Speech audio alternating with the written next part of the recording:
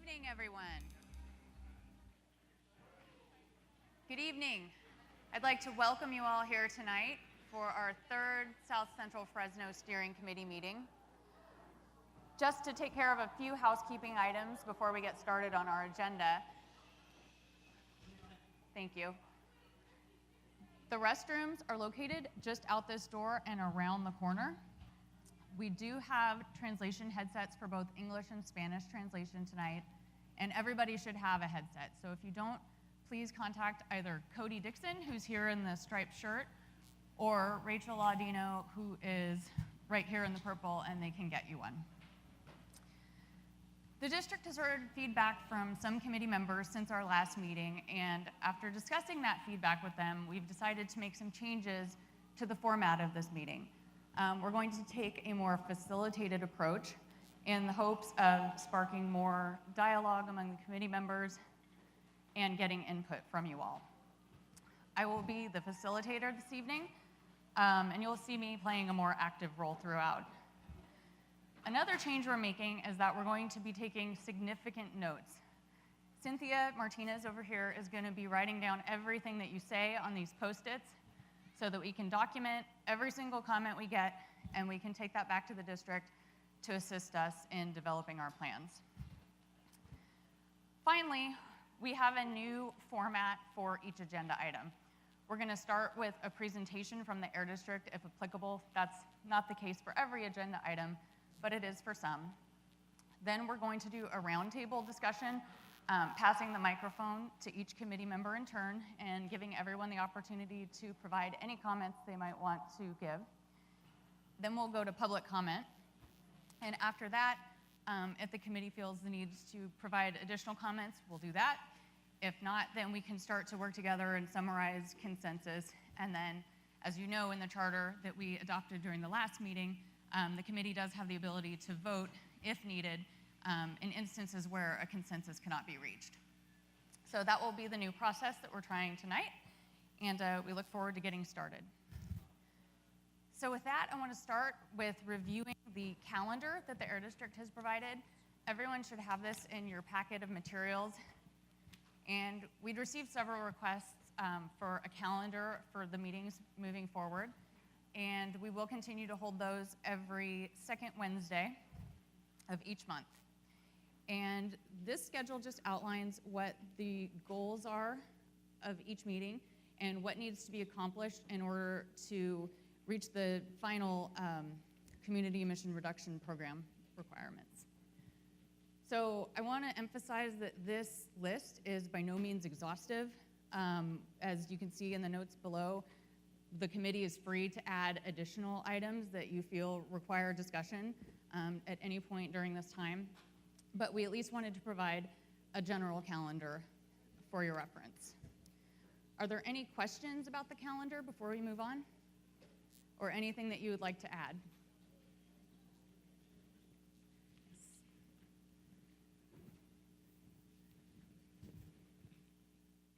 I have a question for you. If we need to correct some information that was sent to us, how do we do that at some point?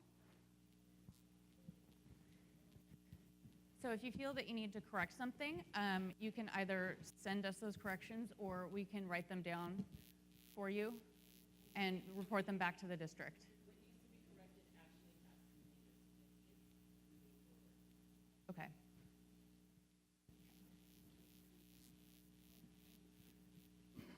Do you want to make those comments now and we can write them down and report back to the district for you? Thanks. Micah Olivas.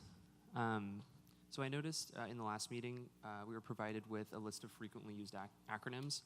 And some of these acronyms and some of the frequently used terms which denote some of the chemicals that we're going to be discussing in meetings include the mention of toxicity, and some don't. And the inconsistency could lead people to believe that some compounds that are indeed toxic are not or do not have harmful effects. And so specifically, there are a few terms on here, but it would be worth looking into to have a more consistent classification of toxicity so that people can see carbon monoxide and know that it is going to be harmful, or lead and know that it is going to be toxic. So Absolutely. Yeah. I think the thing in this case might be for you to email us your concerns, or we can talk over the phone and document everything rather than taking it off topic tonight, and we can make sure that at the next meeting those are addressed and that everyone's provided with consistent information. yeah, thank you. Any other questions? Okay, we'll move on to the charter review now. As you all know, during our last meeting, we approved a charter with a clause inserted to allow the committee the opportunity to vote. And with that comes additional responsibilities, and you should have all received this voting guide that outlines the expectations of the committee now that voting is a possibility. That was sent out by email, and it should be in all of your packets. We do have all materials in Spanish as well if you didn't receive that and you need it. I believe they're available in the back.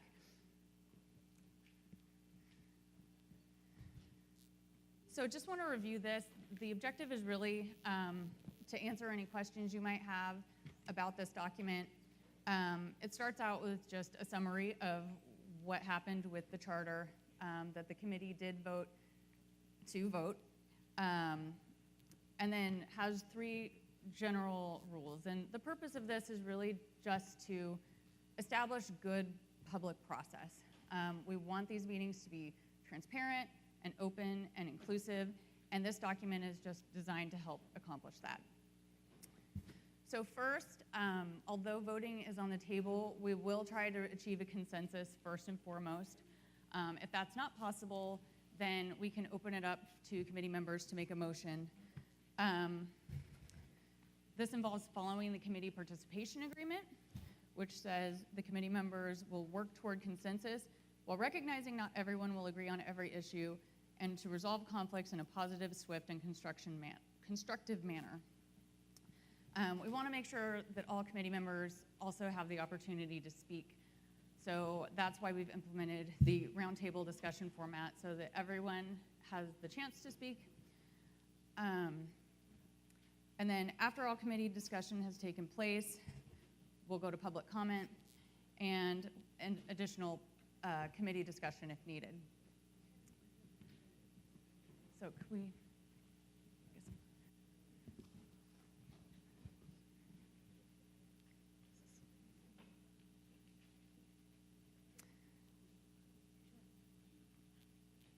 The second point on this document really pertains to situations where a consensus cannot be reached. And in those cases, first we're going to ensure that the consensus process was followed in good faith and that a sincere effort was made. Then we want to make sure, and this is one reason why we brought Cynthia in to take copious notes, we want to make sure that whatever motion is put forward is documented word for word, and that we have all of that in detail documented for the record. We'll then hold a vote by show of hands, taking note of the majority position with numbers, and making sure that each motion passes with at least 50% plus 1, excluding ex officio members. And then we'll report the final outcome of the vote. One important point I want to make on this is that this is a collaborative process, and so the vote or even a consensus is going to reflect the majority opinion of the committee, but we do want to make sure that we're documenting the minority opinion as well. So that will also be stated for the record, just so we have documentation of everything that happens at these meetings. And finally, the committee will vote on items that are posted as part of the agenda. And as part of this, the Air District will be posting the agenda items and all supporting materials at least 7 days in advance moving forward. So those will be distributed to you and available on the website. And we would ask that if members of the committee have any materials that you would like to share, that you also get those to the Air District in a timely manner so that we can post those and send those out along with the agenda and materials. And then finally, just a reminder, with this new process to be conscientious of not having a majority of committee members communicating with each other offline, just to be aware of that. Are there any questions?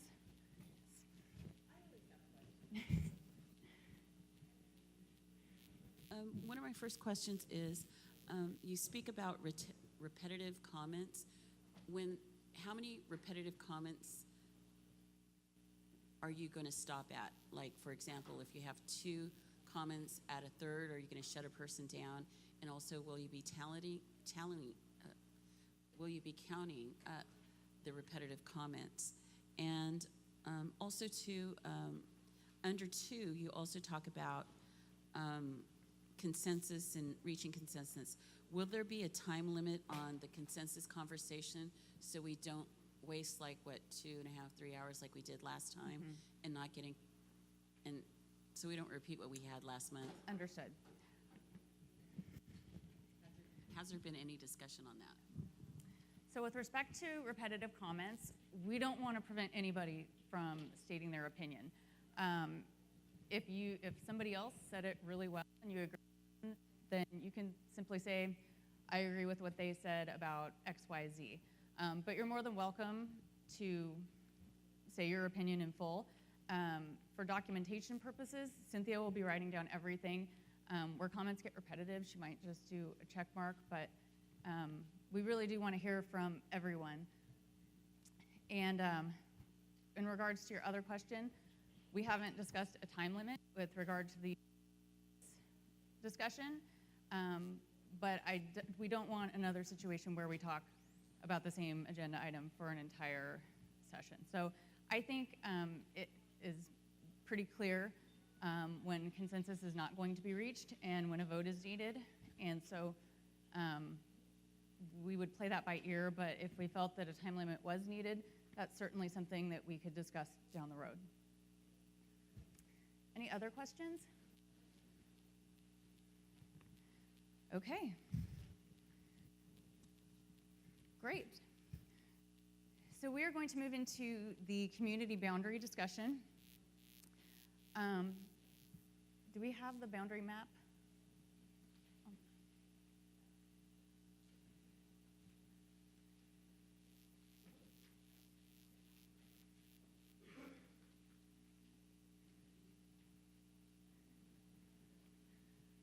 So while they're getting the map ready, CARB has recommended a preliminary map with geographic boundaries for selected communities that reflect an area that lends itself toward addressing specific air pollution issues and that can ensure focused and measurable actions and provide a cohesive community partnership.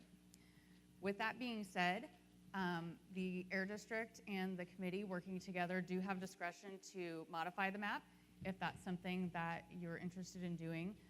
We did hear some comments at our first meeting about including the reverse triangle, for example. So here we go. So the white outline is the current boundary. And this map came from some of our committee members. So we're going to move forward into the committee comment. We'll start on this end, and if you can just pass the microphone, and we will take notes.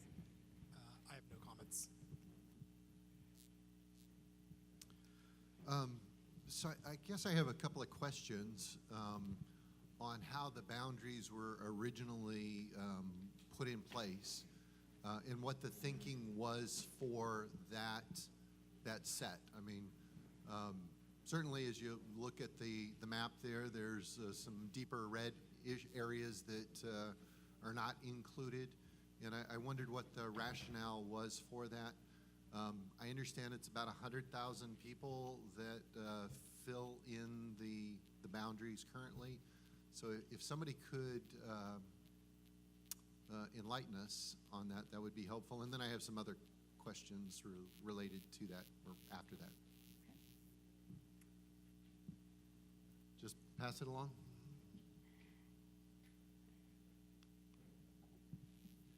So there actually may be some committee members that are more familiar with this process than I am, to be honest.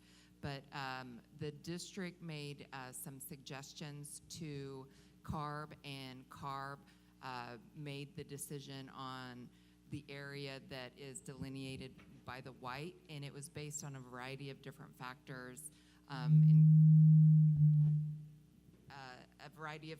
different factors, and most of which came from the Cal EnviroScreen tool, and you can see some of them down there represent communities vulnerable to pollution such as asthma rates, cardiovascular health, poverty, etc. So we can come back and give you more information because, like I said, I don't know the exact details. Do any committee members want to comment on that? So I was just really trying to understand why the lines got the way that it did. So one of the other questions I had is with the lines the way, and I know there's going to be a proposal to extend it elsewhere.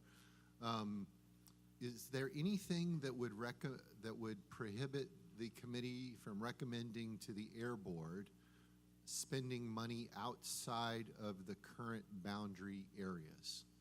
I think I was told that no, we could recommend spending money outside of the boundary areas, and I see a nodding of the head.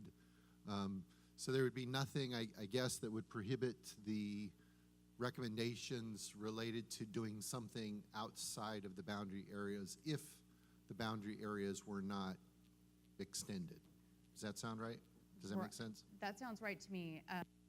We can look at emission sources anywhere if they outside the community. So that's not is whether that affects the makeup of the committee and whether we will take on new committee members from those areas. Right, and that was going to be the other comment or thought that I had. Well, two other kind of thoughts. So if there was an effort to extend the boundaries, then we probably, I would hate to presume that I know what people in extended boundary areas would think was necessary for their health and good working. So I think we would have to bring in folks to this committee to address that. And then the other part of it is, we have a finite amount of money to recommend in an advisory role to the board. I always get kind of concerned when the city or anybody else has a tablespoon of peanut butter and then we try to spread it over the entire city. It means nobody gets a lot and problems don't get addressed because we spent it all elsewhere and not maybe the area where the concentration should be. So I get kind of concerned about spending resources or expanding the area where it should be concentrated on, and that certainly is the population area, so at least in my opinion. So I'll pass it on from there. Thank you. I don't have any comments at this time.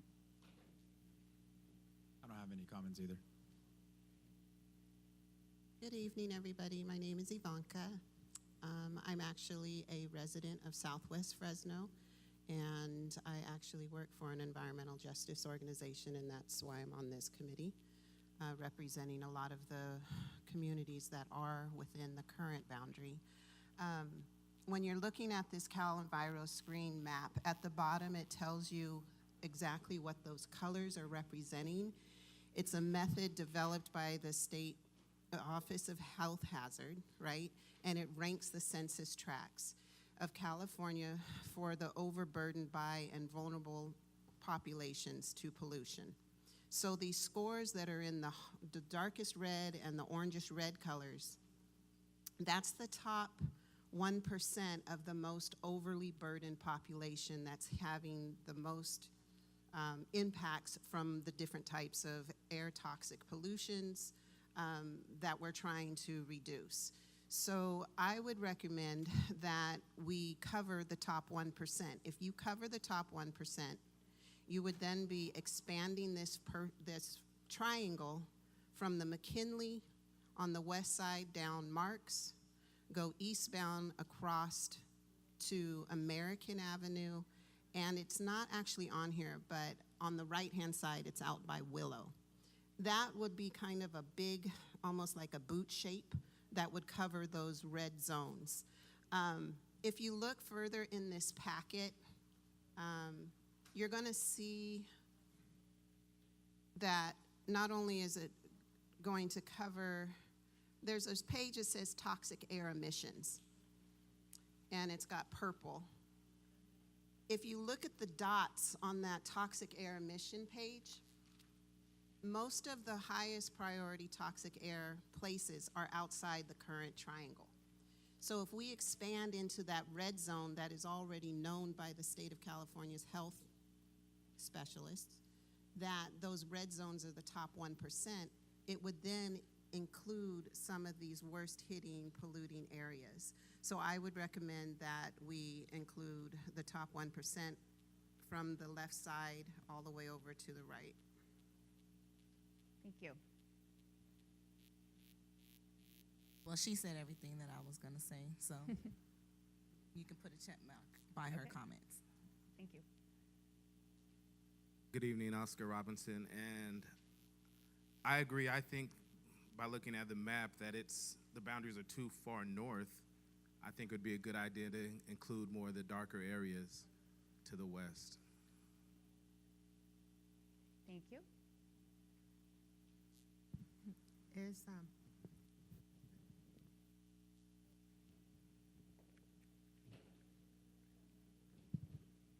Sí, nomás que está bien todo lo que dijeron ellos. Fine, everything that everybody has said. Ajá. Estoy de acuerdo con ellos con lo que ellos She's in dijeron. agreement. That's it. Thank you. No comment. No comment for now. No comment. Buenas tardes. Mi nombre es Lilia Becerril, soy residente del sureste de Fresno y sí he estado mirando aquí, desafortunadamente somos parte del área roja, donde está sumamente preocupante la contaminación. ¿Estás haciendo? Okay. Una de las cosas muy lamentables son que tristemente, gracias a las organizaciones que nos involucran en estas cosas, es que nos damos cuenta de la situación que estamos viviendo día a día. Diariamente hay muertes de cáncer, enfermos de asma, contaminantes de todas partes que nos afecta a toda la humanidad. En este caso, la línea roja es muy frustrante, de verdad, mirar que los más afectados son los más vulnerables, que en este caso son las personas más pequeñas, que son nuestros niños y nuestros ancianos. Gracias. Thank you. Buenas noches, mi nombre es Estela Ortega. Yo quisiera que el mapa se expandiera más, como llegando hasta la American y la América, porque ahí es donde hay muchas familias que están vulnerables a la contaminación, ya que ahí está la 99 y la otra autopista que es el Golden State, y también en esa calle que es la Chestnut pasan muchos carros, carros pesados. Muchas familias viven cerca ahí, están afectadas por los pesticidas, los contaminantes de los carros, de las industrias. Entonces yo quisiera que este mapa se expandiera más hacia la American y el suroeste de Fresno. Gracias. Thank you. Hi, my name is Larry Taylor, and I agree with Ivanka on taking in Marks, I believe it, on the west, McKinley, keeping the same boundaries, only expanding them down to American.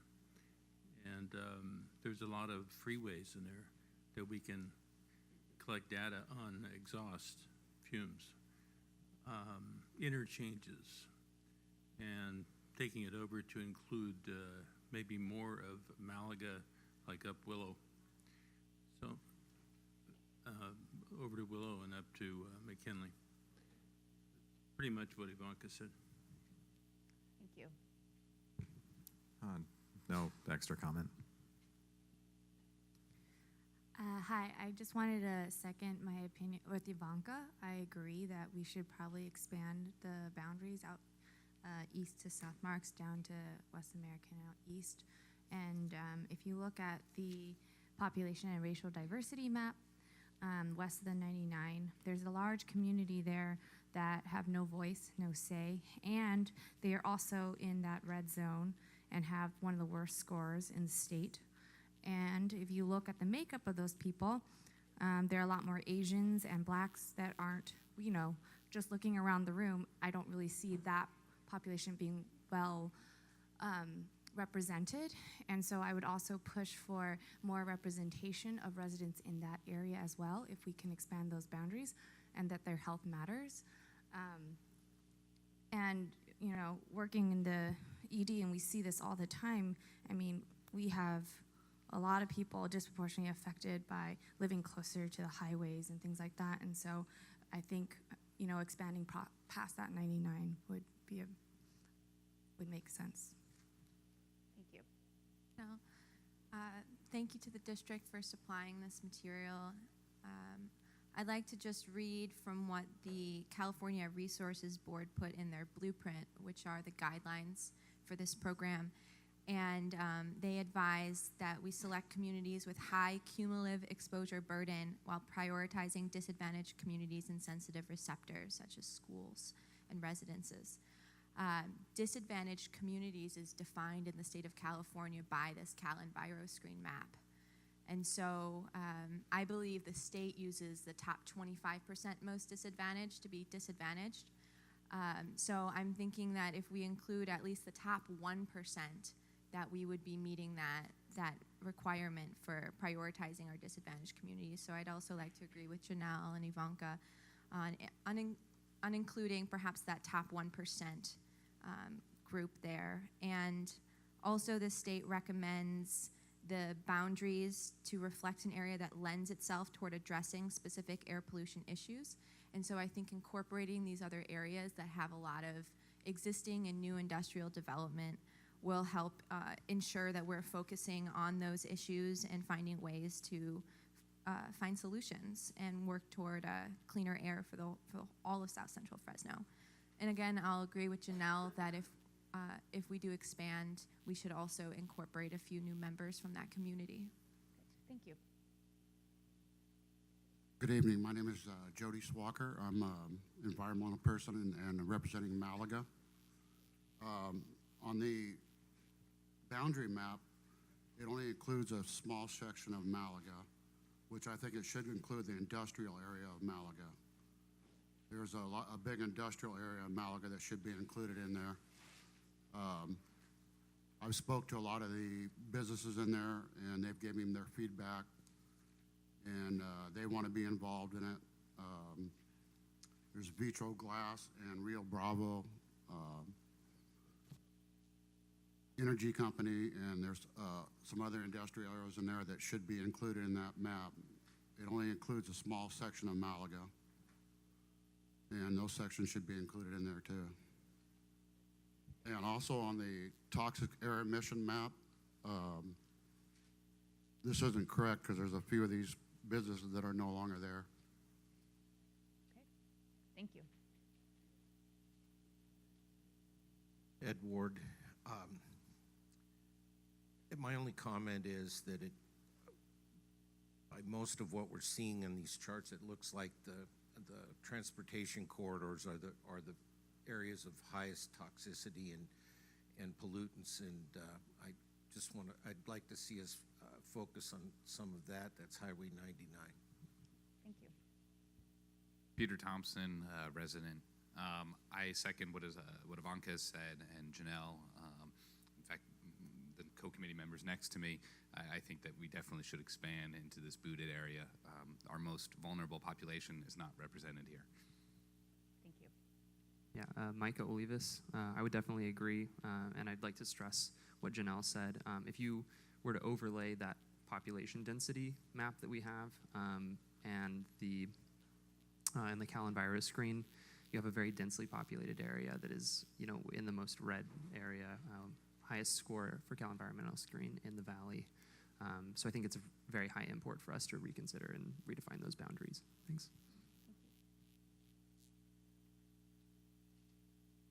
Well, you need to change this and expand the borders, because I come from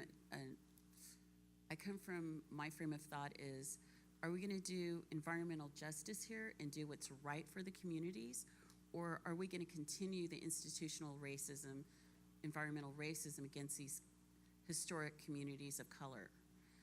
For me, coming to this steering committee, there still is a great lack of individuals from the West Side. There's a lack of individuals from the Hmong community here. You know, Fresno is a tapestry, and it should be reflected not only in the committee, but also in the mapping. Thank you.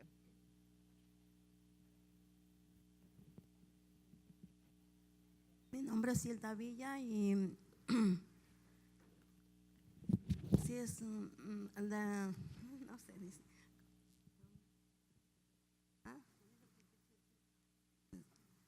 Sí, pues así estamos bien malas del asma y sí queremos que arreglen eso del ambiente, del aire.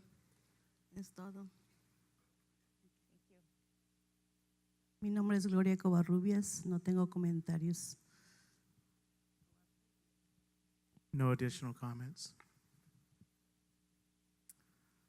The only open question would be, if we expand the boundaries, what are the implications of additional members? This is a pretty large group, and how to remember it or how to expand it, and if this timeline is a fixed timeline, just understanding the implications should such boundaries be adjusted.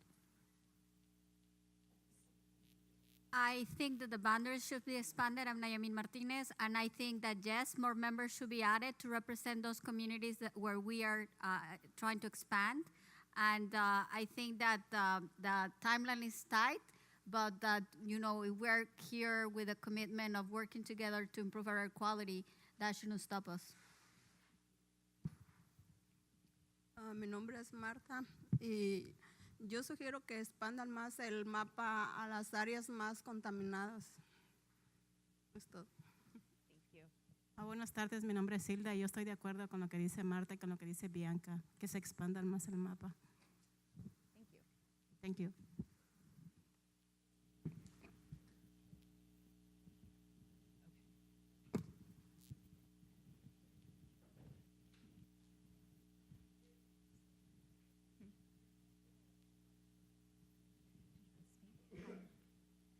Buenas noches, good afternoon. My name is Sandra Celedon, and I'm here representing Friends of Calwa on behalf of Laura Moreno. Oh, the map. I absolutely think we need to expand the boundaries. I mean, I think I'm still trying to understand how the McKinley North portion made it into the map, and yet the Calwa-Malaga area, which is in the red, is not within the draft program boundaries. So I find that extremely problematic. So I definitely think we need to include the red zones. Thank you. And someone else joined?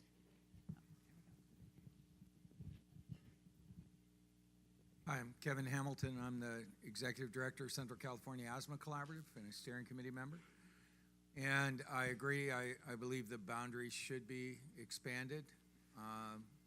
As on the map, we did a tour today where it was really obvious that several of the sources are immediately adjacent to, but on the other side of the road from the existing boundary. So, and those communities to the west definitely need the benefit of this work, as well as the communities to the east.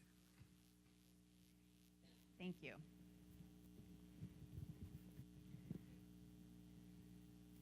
You have another comment?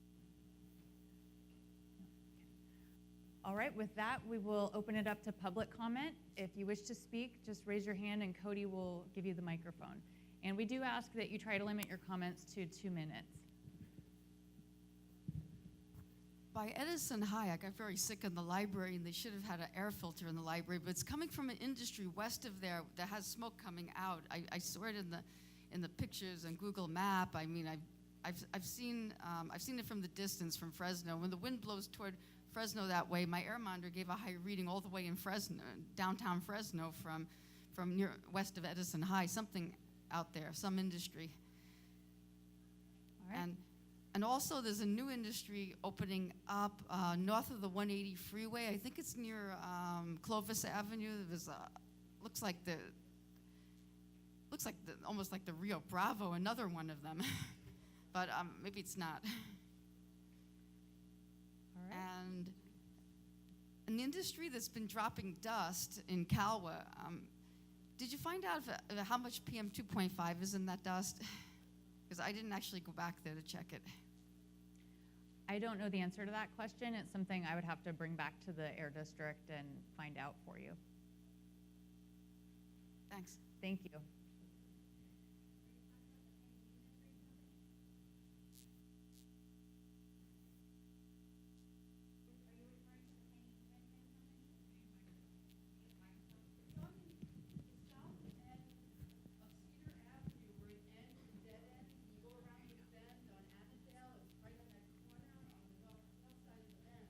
It's on the north side of the bend? Okay. Okay.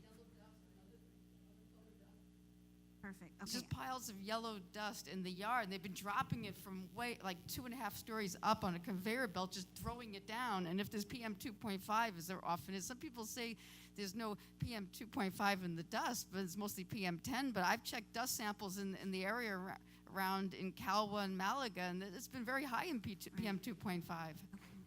Thank you. I think she's referring to the Penny Newman Green Company. Okay, thanks. We'll make a note of that.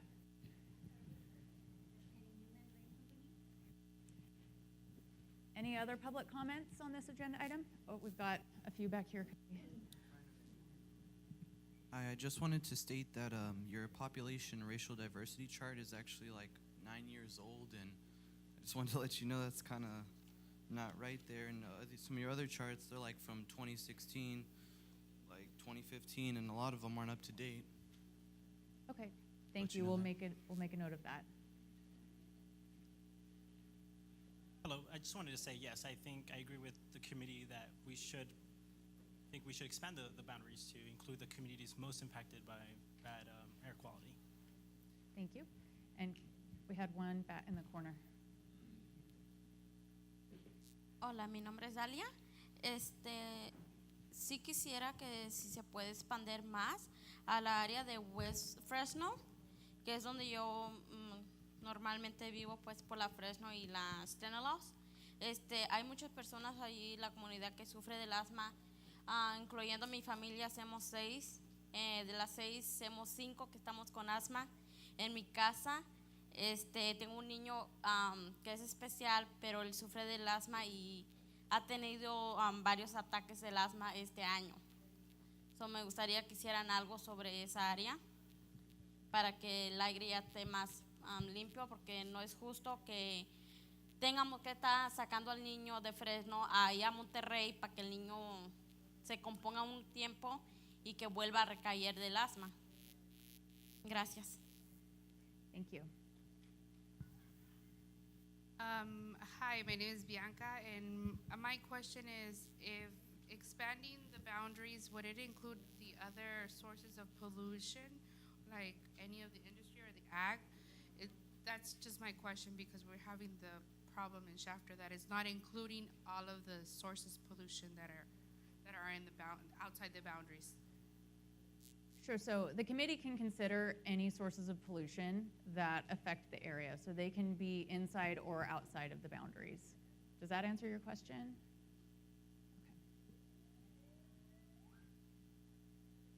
Mi nombre es Yolanda Valente, también vengo del West Side, aquí donde viene también la compañera Dalia.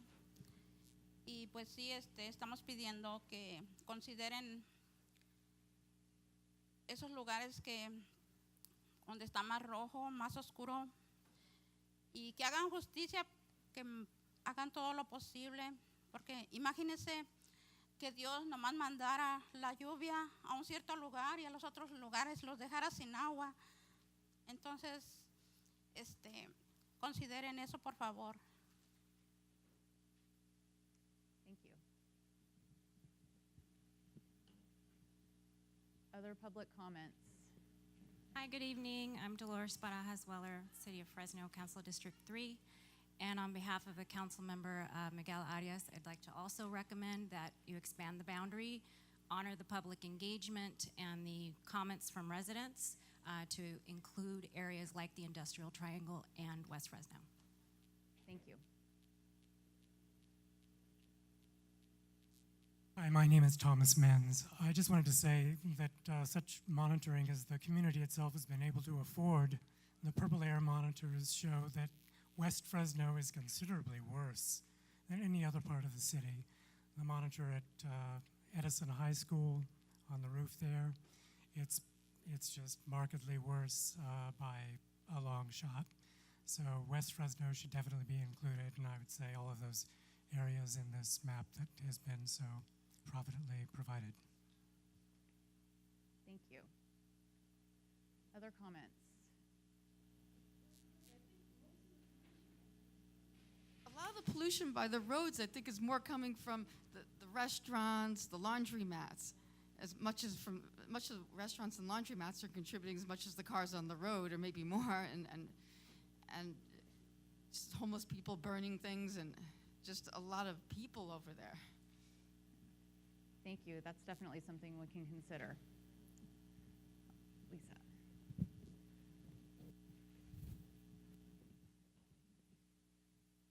I also forgot to mention, by expanding the map into the west side, you're also going to take into effect the $70 million worth of projects that are coming online from the TCC and the college that's coming online as well. That needs to be examined as a hotspot. Thank you. Anyone else? Okay. It sounds to me like there's a pretty unanimous consensus among the committee members who commented, agreeing with Ivanka's position and Janelle's, that the committee recommends expanding the boundaries to include this red area, encompassing the 1% and covering additional roadways, and also expanding the committee membership to include some of those community members. Does that summarize it pretty well? Would anybody like to provide additional comments? Okay. Well, the next step on this item, we will take these recommendations, which Cynthia has written down, back to the Air District, and at our next meeting, we'll have a boundary map to present to you for approval. Oh, Brian, sorry.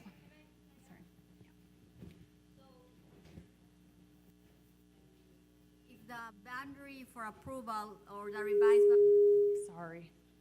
boundary for approval will be presented until next meeting, that means that the recruitment of additional participants would not start until after that meeting, or when?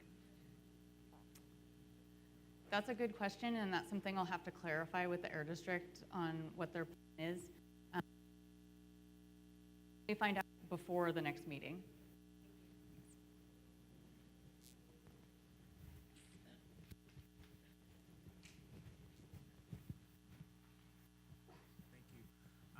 I guess I'm a little confused right now as to, because some people made comments about shrinking certain parts of the existing boundary to eliminate certain existing portions. So I don't really have a clear picture as to what's going to be communicated back to the main office and what they're going to redraw, whether it's just going to be expanding or if it's going to be subtracting. I don't know that there's been consensus on that issue. I know there's, like you say, consensus for expanding, but I don't know that the contraction part has been resolved. And if it comes back without that next month. I don't think nobody has mentioned anything about construction. People did mention it, I think. I didn't hear that.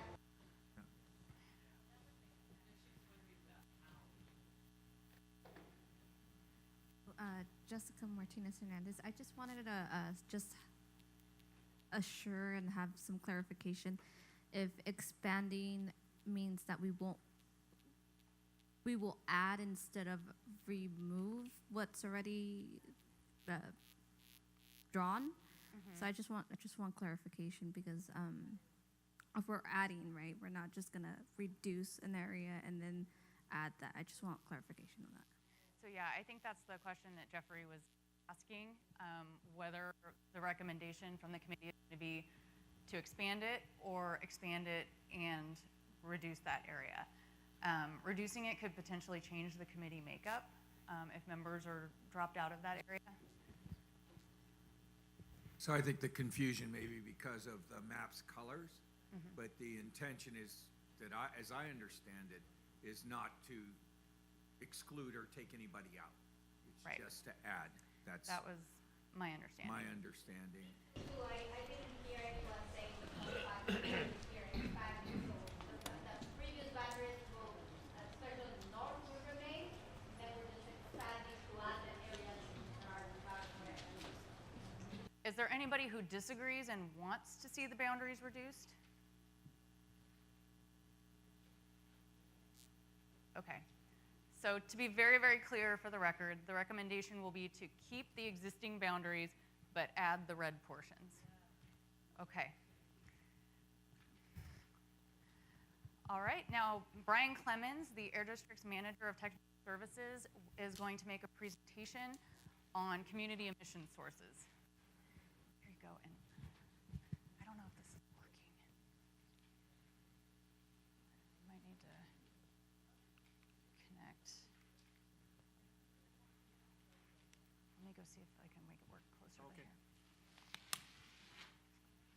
Excuse me. Good evening, everyone. My name is Brian Clements, and I'm the Technical Services Program Manager at the district.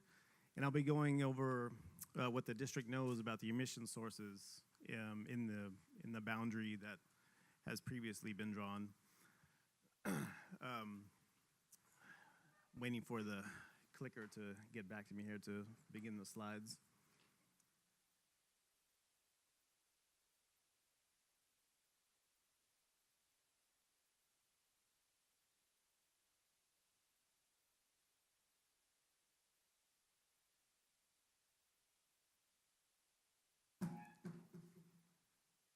No? Okay, all right, that works. Yeah, no problem. So on the first slide, I want to start with a little bit of background about air pollution and how it's identified. We really classify air pollution into two main categories: criteria pollutant emissions and air toxics. And there's overlap between the two, by the way. But this slide lists some of the criteria pollutant emissions and some precursors to those emissions. For example, total organic gases, reactive organic gases, and volatile organic compounds, or TOG, ROG, and VOC for short, are all volatile compounds containing carbon. For all intents and purposes, yes. Do you have this in Spanish? Because we have some people over here that don't. I'll get it for you. Thank you. Sorry. Oh, no problem. You got it.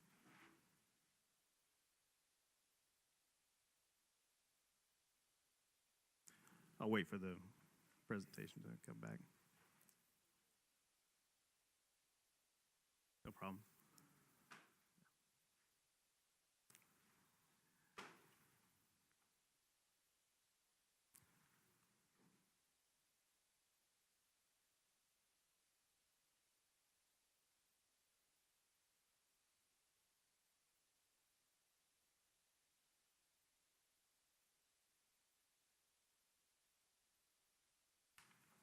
I can run it across if you want.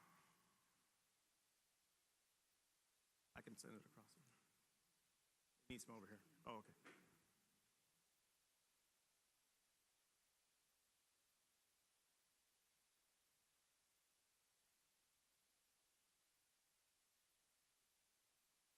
Everybody have a copy now? Okay. So I was talking about the first couple of bullets, compounds that we have listed on the slide there. These are volatile compounds containing carbon. For all intents and purposes, VOC and ROG are the same thing in a subset of TOG. I'm going to give you some examples of VOC emissions. They can be vapors that you smell, like from gasoline, gas stations, or they can be vapors from paints. And there's also VOCs and exhaust from engines such as car and truck engines as well. By the way, criteria pollutant emissions are named that and categorized based on an ambient air quality standard that has been established for those. The next few pollutants, carbon monoxide, oxides of nitrogen, and oxides of sulfur, or CO, NOx, and SOx for short, are also created through combustion, like car and truck engines. Of note, NOx and VOCs combined with heat and sunlight, mostly in the summertime here when it's hot, form ozone, which is harmful to humans. The next three, PM, PM10, and PM2.5, are varying sizes of particulate matter. And we have a picture here on the slide that shows how small PM10 and PM2.5 can be versus human hair and beach sand. So those particles can actually enter the respiratory and system and bloodstream in humans. Particulate matter can be visible as dust and smoke and include things, again, such as vehicle exhausts. The fine particulates that come out of diesel trucks are some of the most cancerous pollutants, that are created. There can also be PMs such as lead and other metal compounds, chromium, nickel, that come out of metal working operations, metal grinding, things like that. If you're grinding metal, you may emit some particulate matter. And also we have listed ammonia there, which is a precursor to PM, and also a acute toxic. But an example of ammonia is certain combustion processes emit ammonia, and ammonia can be present in consumer products as well. So the next slide. I believe are we holding the questions till the end to? If you don't mind. There's a clarification that would help to inform. Okay. If you have a mic. Thank you. So this is kind of what I mentioned earlier on in the meeting, which goes back to the descriptions of some of these compounds. It wasn't clearly expressed that carbon monoxide, for instance, is acute toxic for those who are not familiar with the characteristics of that compound. Carbon monoxide? Carbon monoxide, yeah. So just wanted to make that clear to everyone. Right. Yeah, like some of these compounds, they may be criteria pollutants, but they also have some toxic risk to them as well. So on this slide, air toxics, I didn't list them all because there's too many. But EPA, the federal agency that identifies toxic air contaminants, they label them hazardous air pollutants, or HAPs for short, and they list 190 compounds. The state, the California Air Resources Board, identifies toxics as toxic air contaminants, or TACs, and there's a list of 797 of those compounds. And I give some examples of toxics here. I mentioned particulate matter from diesel trucks and generators. Benzene and formaldehyde also come out of trucks and cars, particularly gasoline-powered vehicles. Benzene, ethylbenzene, and naphthalene are common vapors that are found in paints that may be emitted from painting operations. Benzene, toluene, ethylbenzene, and xylene, or you may hear BTEX for short. That's what you're smelling. That's the toxic component of gasoline, so from gas stations and gas station activities. And lead, chrome, and nickel are other examples of metals, like I previously mentioned, that can be created from metalworking type of operations, and actually also in dust, field and road dust, for example.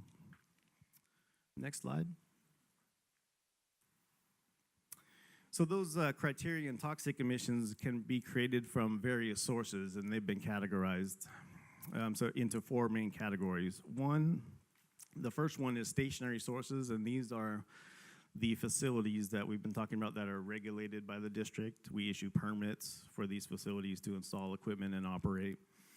And some examples can be gas stations, auto body shops, facilities with emergency backup, diesel generators, oil field activities, oil industry activities, even hospitals, grain processing are other examples. Food processing facilities may have combustion equipment, boilers, and dryer type of equipment.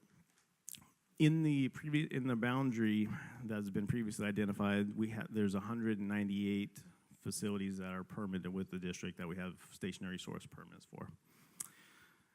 Another source of emissions, and a significant source actually, is mobile on-road emissions and on-road sources. And these are your cars and trucks, right?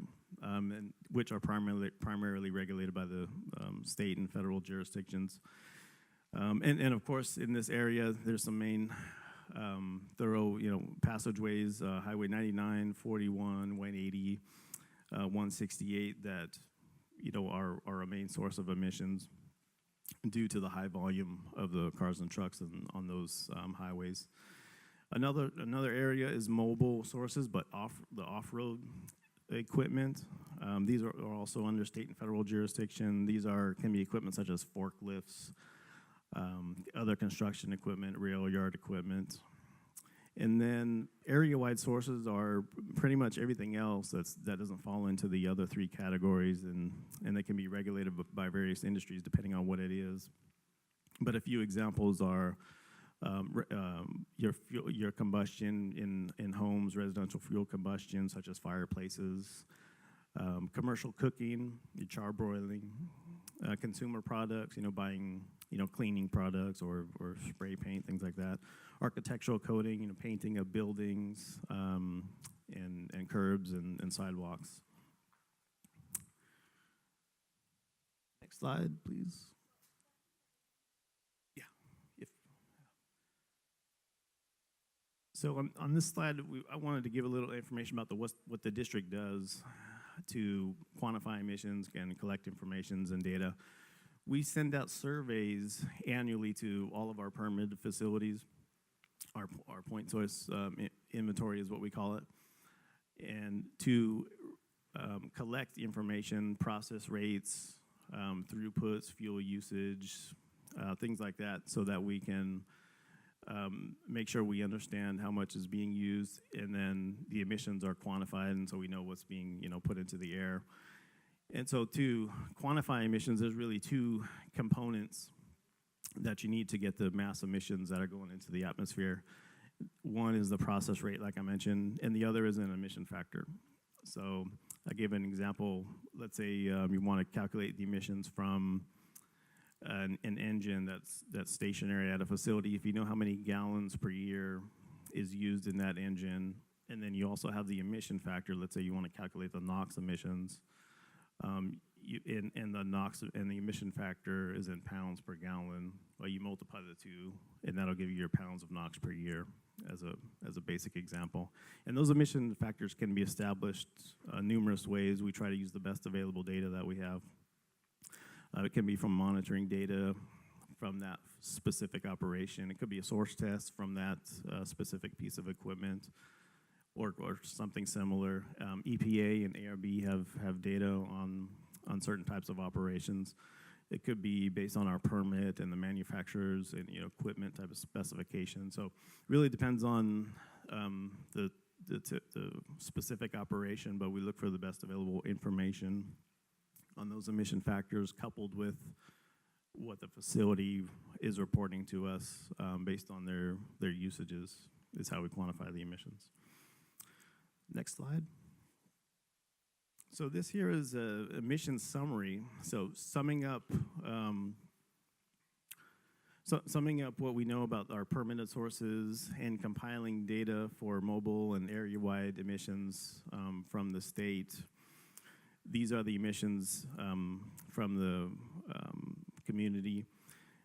We have here identified two tables, and we identify NOx, PM2.5, and VOC emissions.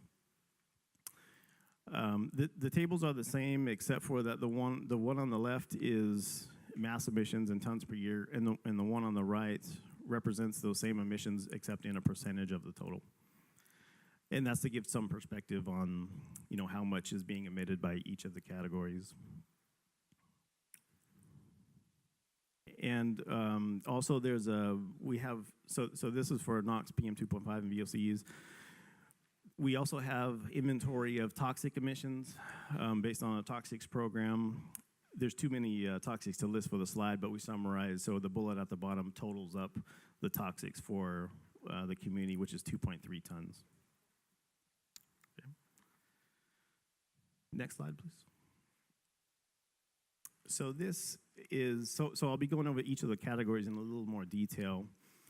As mentioned, we totaled up the emissions from the district's facilities. This slide shows, we want to dive in a little bit more. This slide shows the top 5 emitters for each pollutant based on our 2017 emission inventory in that process that I just described. So the top 3 tables are cover NOx, PM2.5, and VOCs. The units there, the TPY stands for tons per year.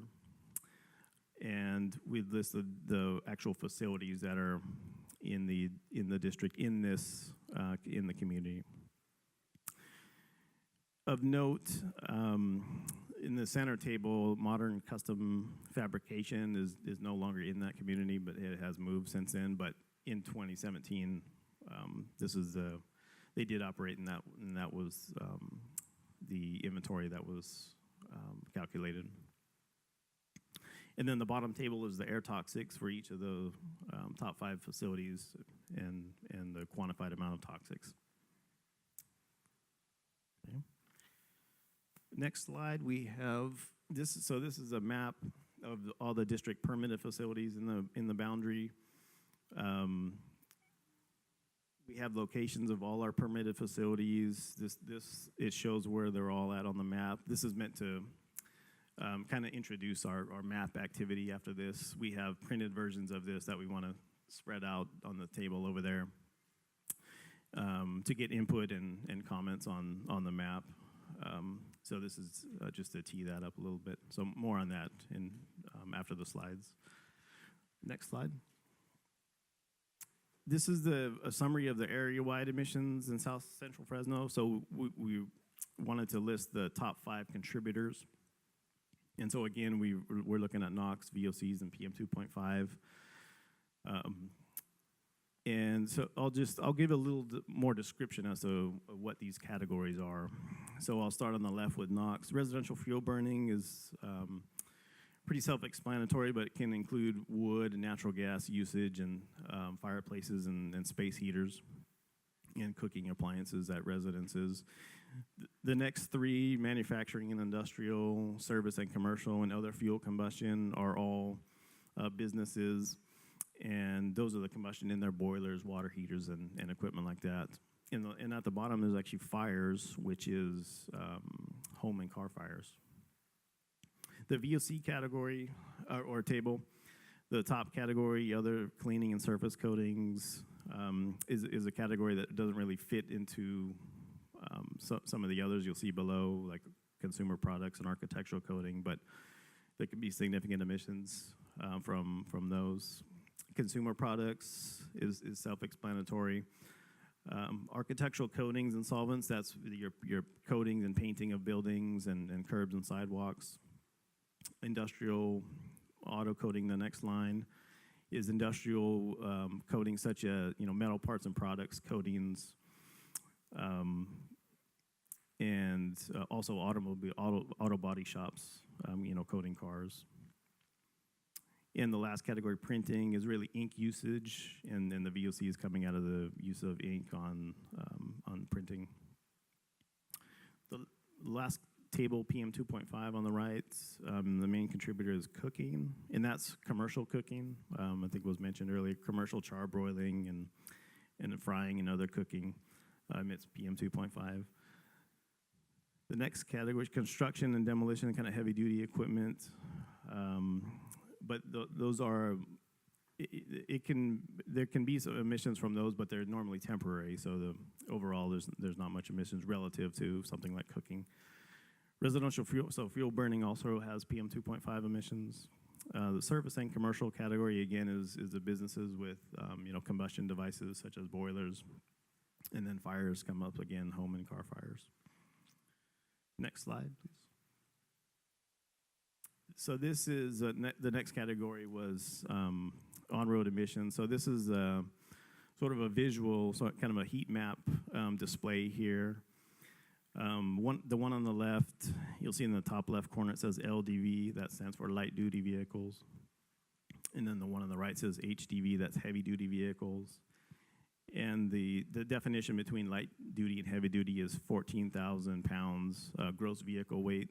So vehicles heavier than that are considered heavy duty, such as big rig trucks and things like that. Light duty vehicles, can be your personal autos and things like that. And so this is really meant to show give you a visual where most of the emissions are being emitted into the air, and that's your major, your highways and major surface streets, indicated by the colors, where the red is where there's relatively more emissions being generated than the yellow. And so neighborhood streets have much less emissions. There's approximately, it's about a 70-30 split when you look at highways in major versus major surface streets, and that's nearly 100% of the emissions when compared to residential streets. Next slide, and it's actually my last slide. We identified a little bit more detail on mobile source emissions. We split and actually quantified the heavy duty versus on-road or versus light duty on-road categories. So you just get a quantification there of that split, and then compared it to off-road vehicles. So the bulk of the emissions are actually coming from the on-road vehicles. This information on the on-road vehicles comes from your local governments, MPOs, the planning organizations, county council governments, Caltrans, other information, where it makes sense, and all that ends up with the state.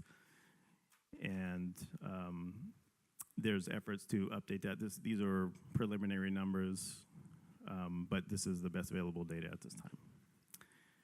And that actually concludes my slides.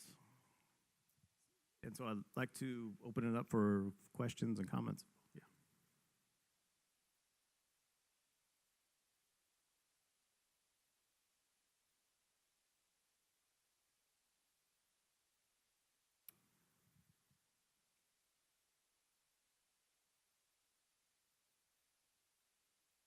Technology is beyond me. On now? Okay, great. So I see light duty, heavy duty. So in which one of those two groups did you put medium duty vehicles? Because, I'm not going to get technical and go to heavy duty. I'm just saying, assuming you accumulated all of the different heavy duty groups into heavy duty and all the light duty groups into light duty, where's the medium duty vehicle? Yeah, there's some overlap in each of those. For this presentation, all the information was just split into two categories. So depending on where you draw the line. I think people want to know, probably because the medium duty is more like delivery vehicles that they see running around in their neighborhoods a lot. So there's a lot of them.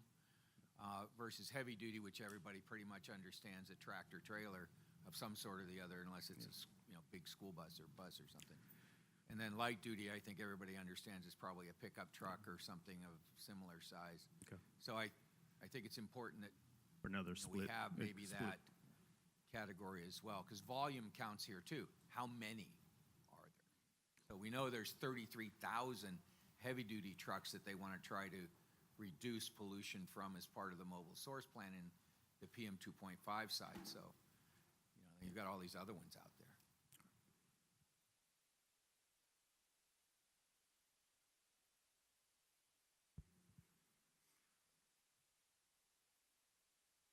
I had a question about the surveys. Who are receiving the surveys and how often are they going out?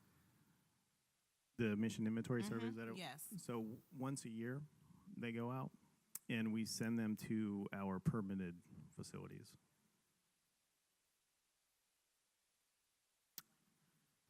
Like those are businesses and facilities that operate in the valley, and they have permits with us, such as gas stations and paint shops and grain processing facilities. I have a question.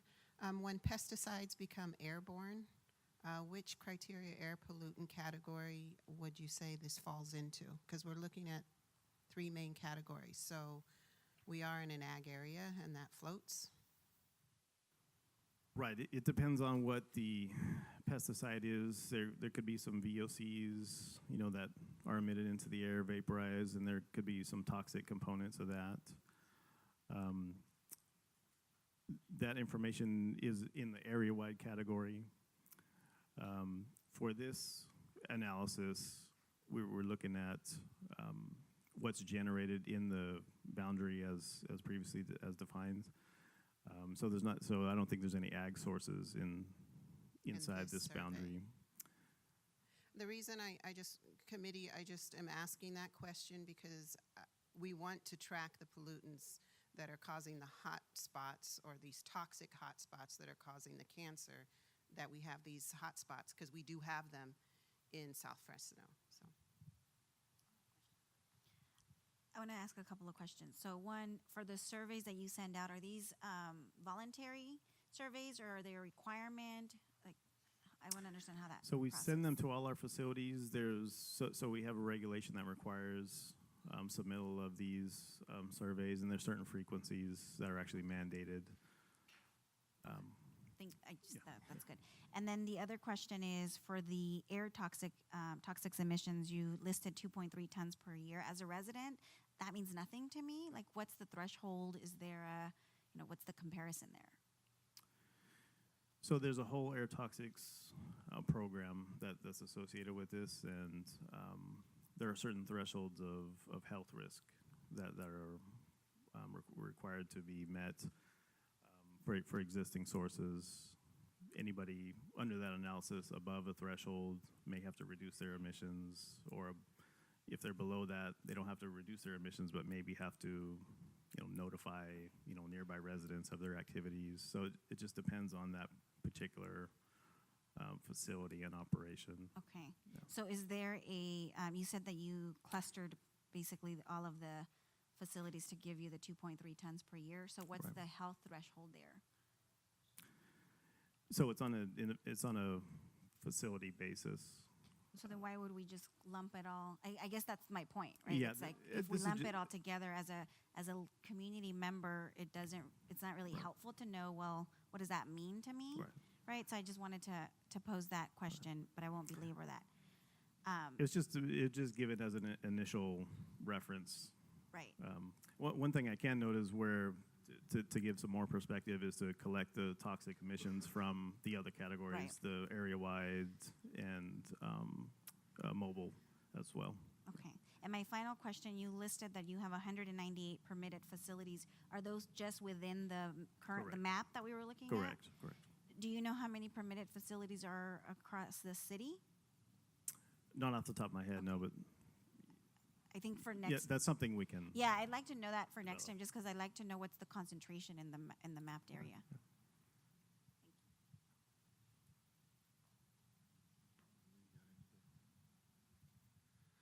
Yeah, thank you very much for the information. I want to echo some of the comments of others. I certainly a good start, but a lot more I'd like to get into, whether it's the medium duty trucks and trying to understand the categories related to that. Certainly would request that when the new proposed map is brought back, that the maps all be redone that would show where the permitted facilities are, where the mobile source, off source, that would be helpful. A couple of things come to mind, and I know there were questions about ag, and certainly even in the area in the old map, there are ag areas that are still part of that map, although it may not be a lot. It would be helpful, at least for me, to think about, depending on the type of crop that is being particularly farmed, whether it's alfalfa or almonds or whatever it is, to have a kind of a baseline on what pollutants come out of that, right? At some point, we're going to be looking, I think, probably, okay, here it is in its current state. I won't say natural state, but current state. What it's going to look like when it is developed, whether it's industrial or residential. It'd be nice to have some way to compare per acre pollutant for almonds, per acre for a residential with a proposed density of, I don't know, 10 units per acre or industrial, and be able to kind of have some benchmarks on what those would look like as we consider this. I think the question that she was asking that I wanted to on the surveys, so are the surveys all self-reporting? Yes, the facilities fill out their process throughputs, using their records of fuel or process weights, whatever they did that year. And then we quality check and quality What's and the assure. quality check look like? So that's the process I was describing, where we take what they say they use as safe fuel throughput, and then we apply an emission factor that's appropriate, multiply that out and get the emissions. But do you ever do any spot checking on natural gas? Yeah, we used? actually have an entire compliance department that covers the valley, inspects the facilities, check records, okay, and things like that. So it's not just we take you for your word. Right. I mean, it can be, at any one time, we don't have so many resources to cover the valley and inspect, but in general, we're, inspecting those facilities and require and checking that, hey, this, show me your equipment, where's the records, and then, we reconcile that. Okay. On the area-wide emissions in South Central Fresno, kind of looking at so residential fuel burning, and you look at the top 5 categories. You said that could be wood.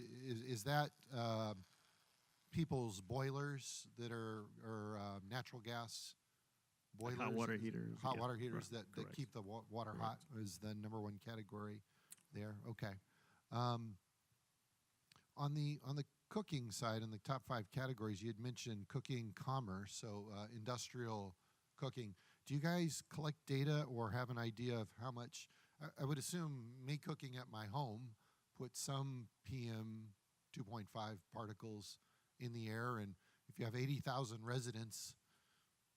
residential units, do you guys collect that data at all or have an idea what that is?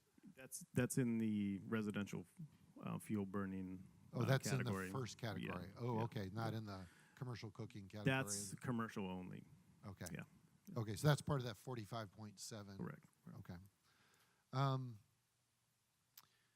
It would be helpful on the on-road mobile source emissions on that. So you have, of course, the old map, and it's just red for the heavy and then light for the residential. Is there any way to try to better quantify traffic levels and where the emissions are coming from a little bit clearer and heavier or lighter than, because I mean, it looks like, it's just hard for me to tell where the most emissions are coming from based on the roadway, other than it's either yellow or it's kind of light pink or red. Yeah. Is any better way to quantify that? There is efforts. We're working with ARB on this to update that information. We can only work with the best information that we have. So collecting that information from local agencies who may have counts of, axles, on any one street. That we want to, base this information on the best available information that we have. So that's currently in the works to see if we can update that. And is that because you guys, I mean, the San Joaquin Valley Air Pollution Control District does not regulate anything with the mobile source, so you're getting this all secondhand from the CARB and, okay. So that particular data, yeah. That particular data set may be, it's not your bread and butter. It's somebody else's bread. You could say that, but we're looking to understand, where that's coming from and, present the best available information that we have, yeah. Okay. And then I would be curious, on the maps, well, at least on the emissions, I guess the only emission maps we've got so far are on those mobile source. It'd be interesting to see where the board is currently monitoring and where the monitoring stations are based on the new map and what that would be like. So I don't know if that's possible or not. Okay. All right, thank you.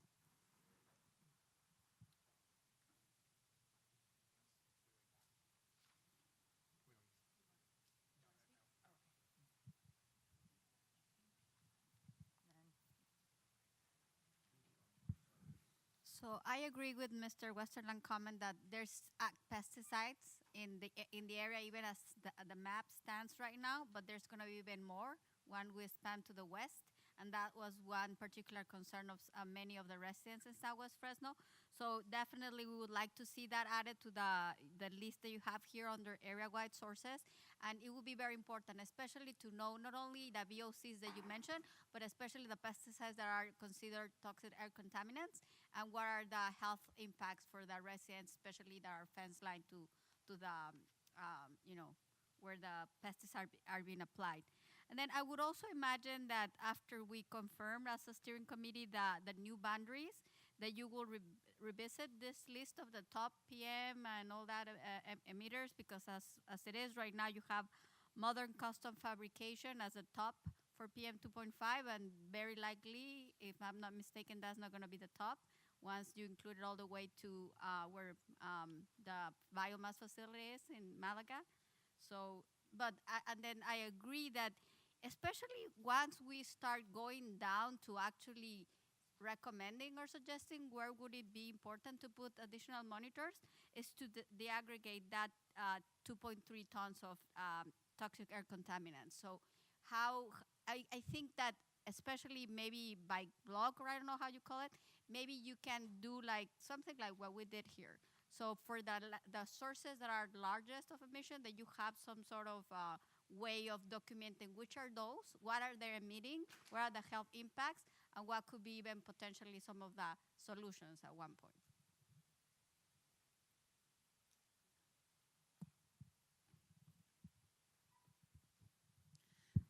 Well, I had a lot of questions, but a lot of people made a lot of comments, so I'm going to make it very short. So we'll get updated information with when the map gets expanded, correct?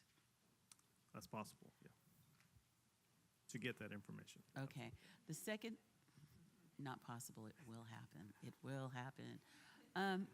The other question I also have is, when was most of this data generated? Was it recent? Was it within the last 5-year time frame? The information in these slides? Mm-hmm. Yeah. So the stationary sources are our 2017 inventory, which is the latest and greatest.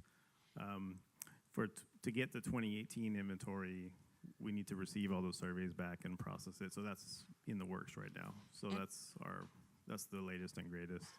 And will you come back to us with a discussion about the interchanges, peak levels, how many cars, and how much pollutants they add to this area within the map? You're talking about the new map boundaries? Mm-hmm. Right. Yeah, I mean, I can see if that changes, and depending on how, we want to quantify that, yes, we will as definitely far as update. Emissions, will 99 in the freeway system now become one of the highest polluters? Right. Thank you. I wanted to address a question that I think Sandra made that went kind of unaddressed. This is like kind of an area that I'm familiar with, so I hope that I can shed some light on this. She's talking to someone, but while the tons per year do generalize, the amount of pollution that you'd find in a given area, there could be a variety, even within any of these three classes, the NOx, the PM 2.5, or the VOCs, you could have a variety of different chemicals that could be contributing to that tons per year, that total amount of pollutants. And it's actually not well understood how each of those individually impact the health of those communities that are going to be exposed to them. So we can't definitively say that, even if we have the same tons per year, the same mass that we're observing in the community, we can't say that it's going to be as stressful on a community all the time. So you have to kind of consider that with that caution. So even within the tons per year, you could have a very diverse range of chemicals that could have very drastic different effects on community health. And that's an area of pretty rigorous research right now. And another question that I had on this district permitted facilities map, if you look really closely, it's kind of hard to make out, but some of the facilities that were included on this map fall outside of the boundary for the district.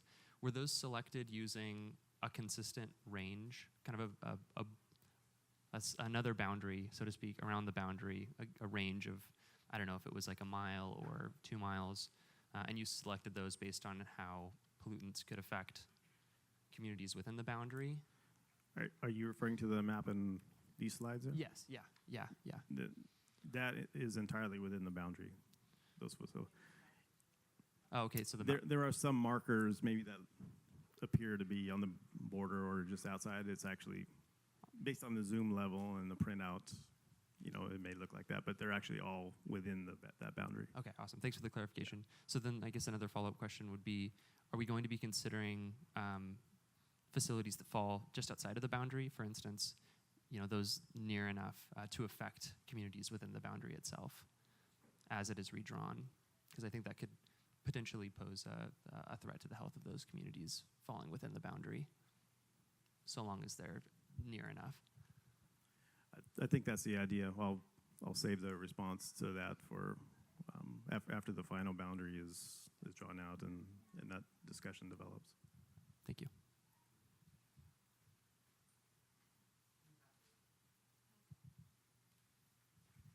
Hi again, Genevieve with the Central Valley Air Quality Coalition. This is a lot of information, so thanks for trying to work through it with us. The state, as I said, I'm going to keep coming back to this, but the state did create their guidelines for the program, and they already tried to simplify this for us. So on page C6 of the blueprint, they say that we're going to focus on just 2 things. One is the toxic air contaminants, and we did create a map that shows some of the highest toxic facilities in the region. And then 2, to focus on PM 2.5. And that's a technical term. And actually, I'm going to slow down for the interpreter.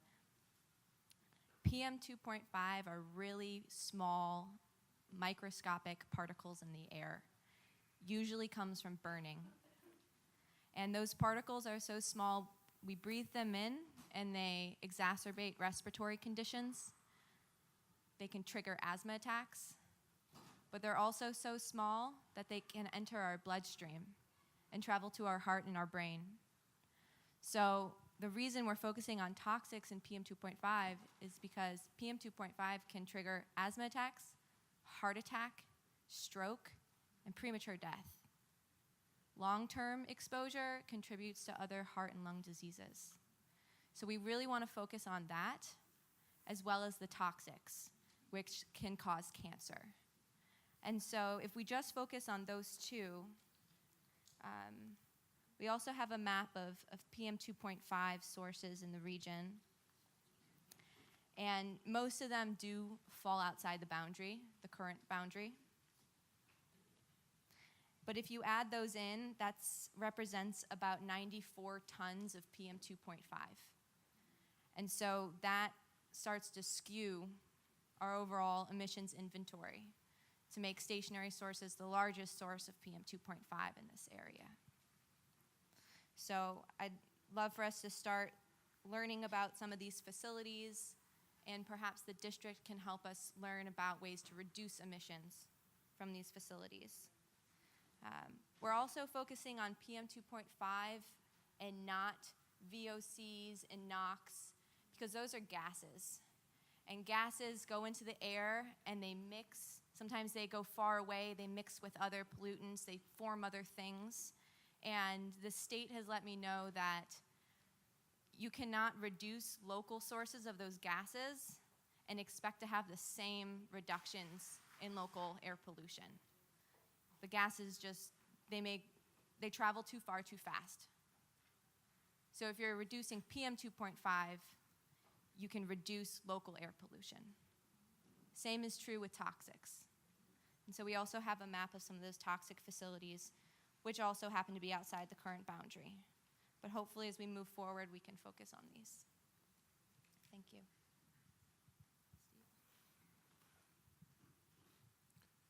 I had some questions on measurements. So you have a compliance department that fact checks what gets reported for stationary sources. Do they fact check inventory and accounting of emissions? Do they ever do any direct measurement of what's coming out of the stationary sources? Normally, the facilities would be required to perform any kind of monitoring or testing based on their permits. And many times that's required to be done through a third party. And so the district is normally involved from the beginning to go over the testing and monitoring protocols, and then also be present at the tests. Okay. And can you shed a little light and kind of detail for the on-road mobile source emissions map? How is this map generated and drawn? I assume there's not just sensors willy-nilly everywhere that you can measure every road. Is this just an estimate of based on the types and numbers of vehicles that are on these roads and how much emissions you think they're producing?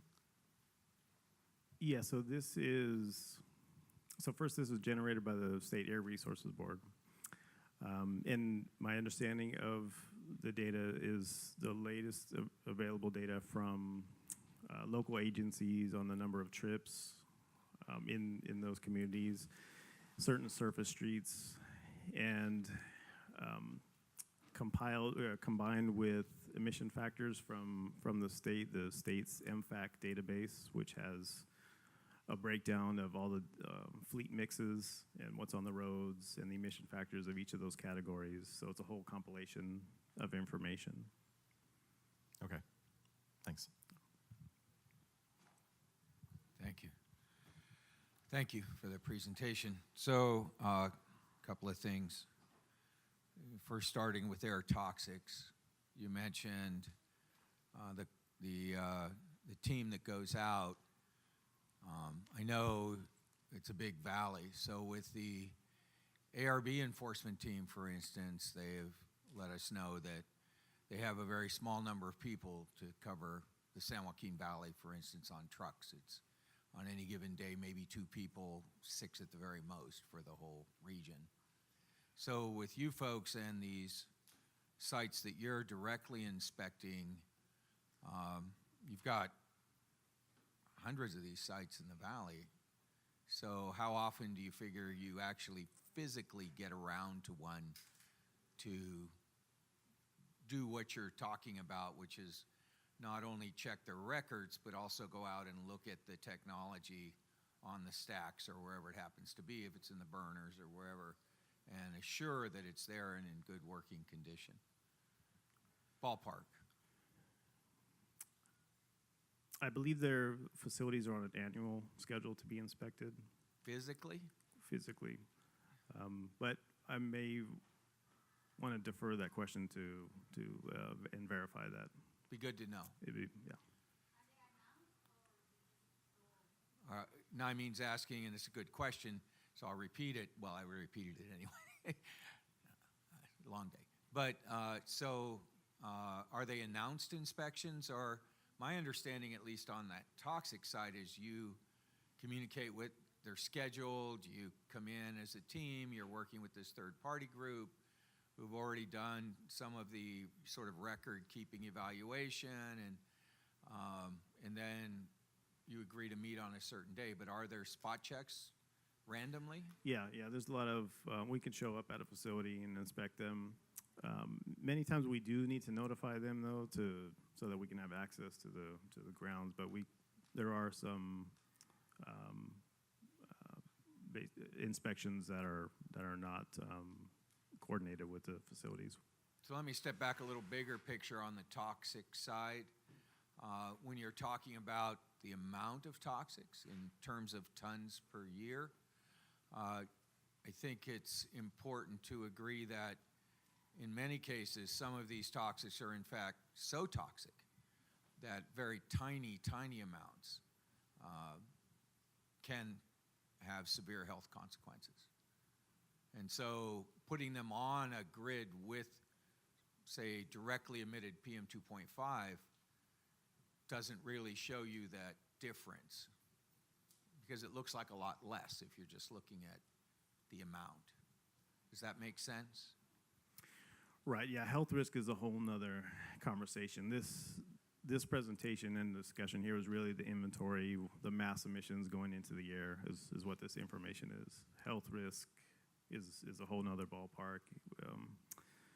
It's a complicated topic, and to determine health risk from mass emissions, there's a lot of detailed work that goes into it. We have complex modeling software that can evaluate the emissions going into the air based on various factors, how fast the pollution is being emitted into the air, exhaust flow rates, meteorological data, temperatures, wind directions, where residences are, where businesses are, and what the impacts to those are. So that's a whole separate topic. But So but then you're right. Yeah. clearly then it's, as you point out, two separate discussions. So it's important, I think, to qualify any information like this, that is true.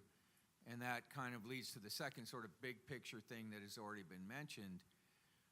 The Air District has actually funded studies to see how far some of this stuff can go.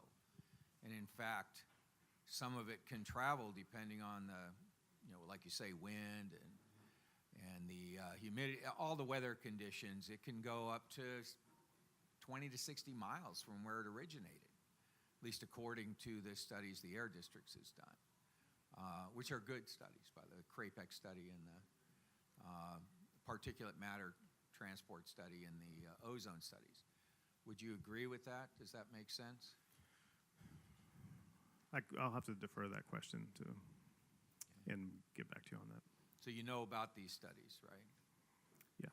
Okay, so your district The funded district them, is, and along with others, and people spent millions of dollars on this to learn this. Right. So the data is 6 to 100K that it could travel kilometers. So just doing some quick math, 100 kilometers is 60 miles, right? Look at your speedometer, and you can see that these days.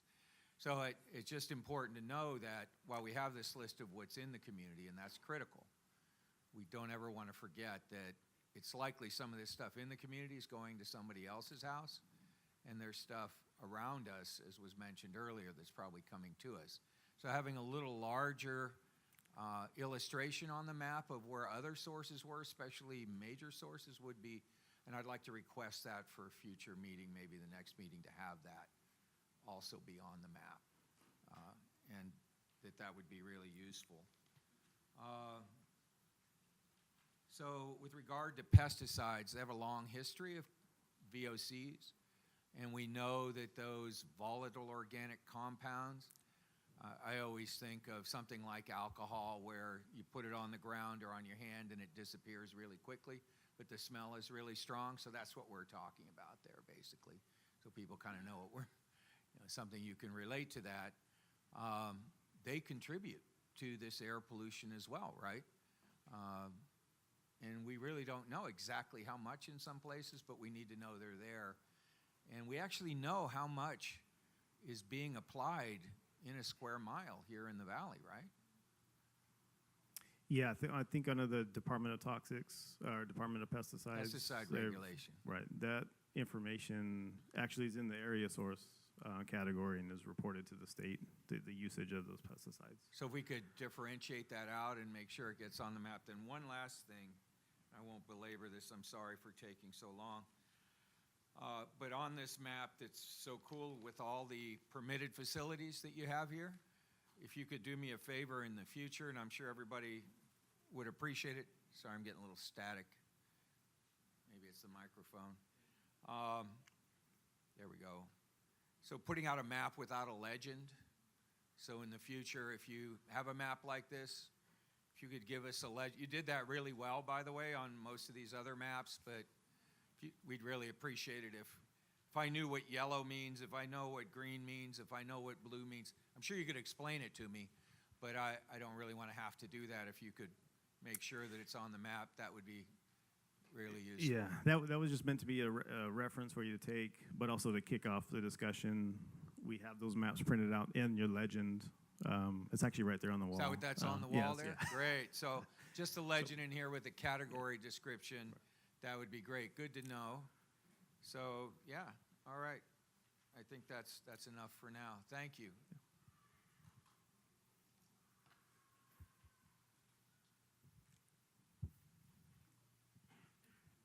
I just had one question. On one of the lists listing top polluters, I can't remember the category, there was Arco on Tulare listed.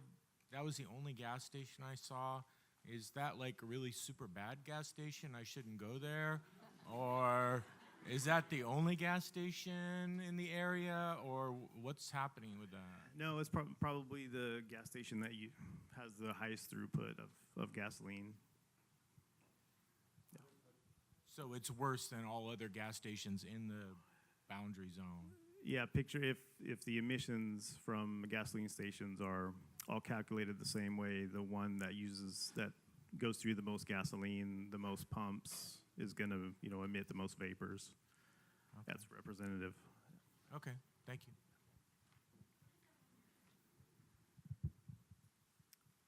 I'm not sure the exact location of. By community? No, it's on Tulare and First. Yeah. Yeah, Tulare and First. Oh, okay. So right down the street. Yeah. Oh, all right. Don't go next door, it's up there. So it should be in our legend, and then you can find it exactly on the map. So I have a couple of questions. A committee member earlier during this conversation made a comment about requesting to see where monitoring stations are based. I want to second that, and I also want to have you guys specify what type of monitoring stations they are, just so we know what exactly they do. And then also, my committee member next to me has a blueprint in English, and I wanted to request a Spanish one, please. I'm not sure if everyone else has a Spanish one, but please provide that to them, just so they're aware about that too. Okay? So I do want to mention that the handout that we provided, that Genevieve provided so thoughtfully tonight, on the map that says PM 2.5 emissions has stars on them with the location of the PM 2.5 regulatory monitors on it. Thank you. Real quick, I have a question. One day, can we see a map of funded programs or the incentives, just a visual? I do believe we have that, but yeah, well, thank you for that comment. I had another question. Kimberly McCoy here.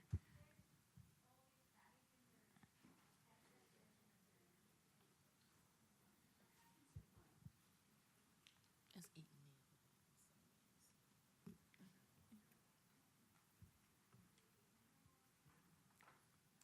Okay, so I have another question about the surveys. Once you guys receive the surveys, how often do you guys go out to do a spot check to make sure what they're putting on the surveys are correct?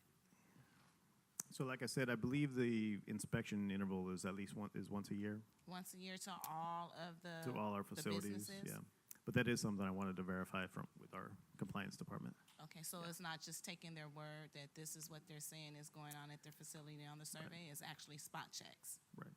Okay, because that's not what you said earlier. Yeah, so they fill out the information based on on their fuel use at that time. Mhm. We also inspect them at one point or another in the year to reconcile their records. Okay. I'm just clarifying it because at first you said that, sometimes you guys go out and do a spot check, and then the gentleman at the end said, well, it's kind of like on the basis of take your word and you agree to it. So if you're taking their word on what they're saying on the surveys, then actually they can put anything on the survey and you guys are taking their word for it. So it makes this invalid. Yeah, just to clarify, so it could be a timing difference. So we get the survey, process it, apply our emission factors, we get the emissions. That's not exactly at the same time that we inspected the facility, so, Okay, I just wanted some clarification. Thank you.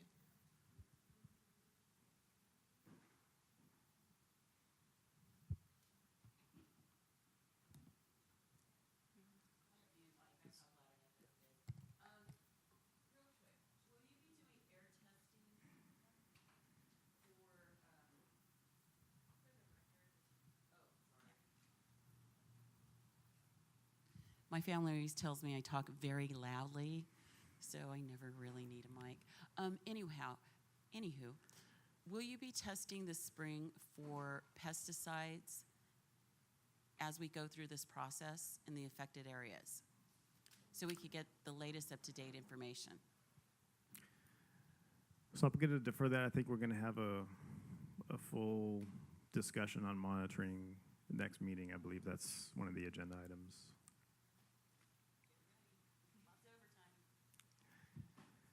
Do you guys want this mic, because I'll start singing?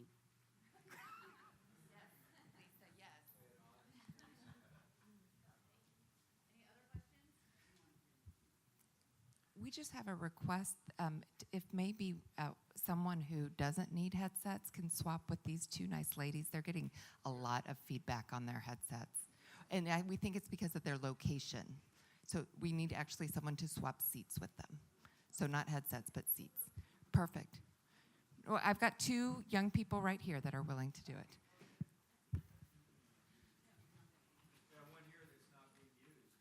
it. It's not that, it's location, because they're getting feedback from the speakers, what's happening. Thank you.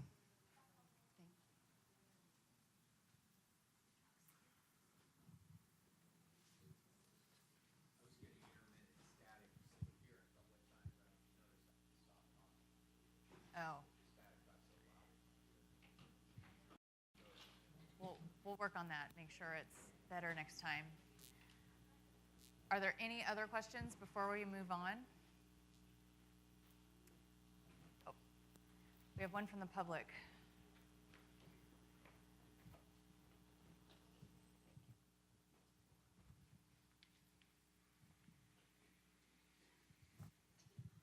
A company has underreported their operations, the amount of trucks and things coming in and work they're doing. There's this company in Fremont, a cement company, that has underreported the level of operations.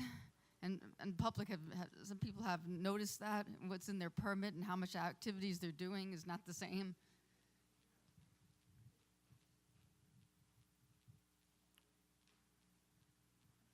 Thank you. Any other public? Hi, I had something to say about the routes of all the trucks and different transportations that go by. Like, you could see here, go down the street and you'll at least see 5 trucks going by at a time. So if you change the routes, that'd probably make a difference too. Because if you go to Clovis, you don't see any trucks going by at all at any time of the day or night. So that's one thing you could probably consider. Thank you. All right. We had mentioned a few times that we have large maps that we intended to have the committee members mark up with some sources of emission. Unfortunately, we're almost out of time. It is 7:48. So what we're going to do is print large versions of the map and mail them, and also email, and ask that you take a look at them between this meeting and the next meeting, and mark them up and let us know what some of those sources of emissions are that we should be considering. For our final agenda item, we want to talk about topics for the next meeting. Based on the calendar, March, we're going to talk about air monitoring plan requirements and have a committee discussion of community air monitoring needs. We also have several items that came out of this meeting. We have a lot of questions that Cynthia has written down, and we'll work on getting those together and responses for you, as well as looking into some of the requests that the committee's made for additional maps and so forth. We're also going to take your recommendations to expand the committee boundary south to the red area, and take that back to the district and have a map to present to you at the next meeting and potentially carry on our map exercise as well.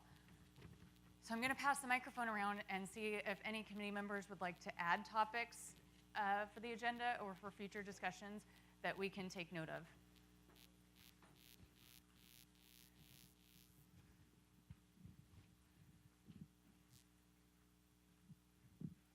When we're talking about the air monitoring, it's probably a given, but I would expect to see the current air monitors that are already in place and what data they're currently collecting and what type of pollution they're collecting.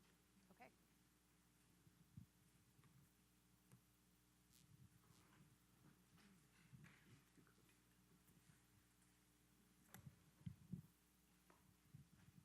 Yo nada más quería agregar, están hablando de cómo chequear las emisiones en las industrias, pero yo he visto por el área donde yo vivo, que es el sureste de Fresno, hay como talleres mecánicos y en las noches se mira que están quemando muchas cosas ahí y que tienen un olor mal, como plásticos, como cables, yo no sé qué quemarán, pero en las noches es lo que hacen. Yo no sé si se puede monitorear eso también.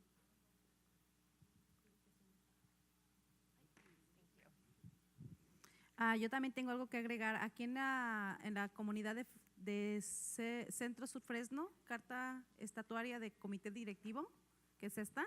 Aquí dice que el comité directivo estará compuesto por partes interesadas de la comunidad, la mayoría de los cuales deben ser residentes de la comunidad. Mi pregunta es, ¿cuántos de los que estamos aquí en la mesa somos residentes que no tengamos un negocio o que seamos parte de alguna corporación que impacta a la comunidad? Que sean residentes, por favor. Solo residentes.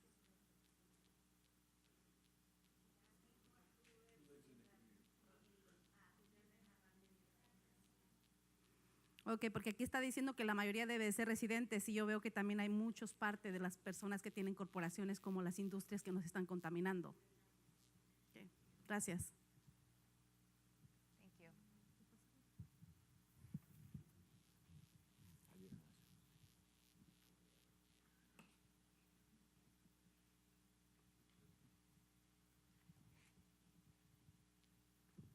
Thank you for getting the sound system to work better. Don't thank us, thank this gentleman back here.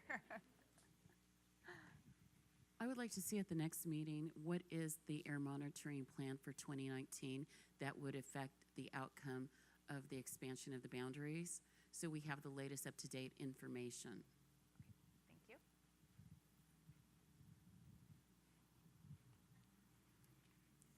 As part of the monitoring information that will be shared, I would like to see not only the regulatory monitors that the district runs, but I know that they have been putting other monitors like Clarity and others. So if we can have a map of where those are located, what has been the evaluation so far of the data that has been collected, that, has it been accurate? Also, I understand that there's a plan to put a monitor in Roosevelt High, so I would like to know more details about that. And it's my understanding as well that the Central Unified School Districts, their schools receive monitors from the Air District, but we don't know what they are and why, if they are so far away from, even considering the expanded boundaries. Okay, thank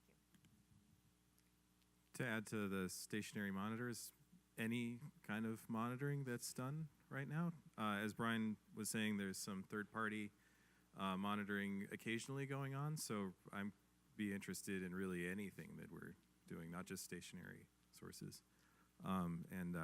Thank you for facilitating. Oh, well, thank you all. Yeah, thank you. And also the community air monitors, the purple air monitors that we have around as well.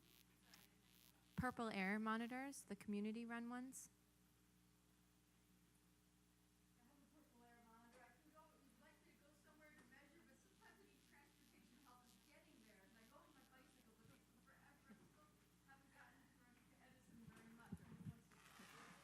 Thank you. I know, I'm scared every time I go near it. All right, well, before we wrap things up, we're going to take it to public comment one more time. Oh, you've got a microphone.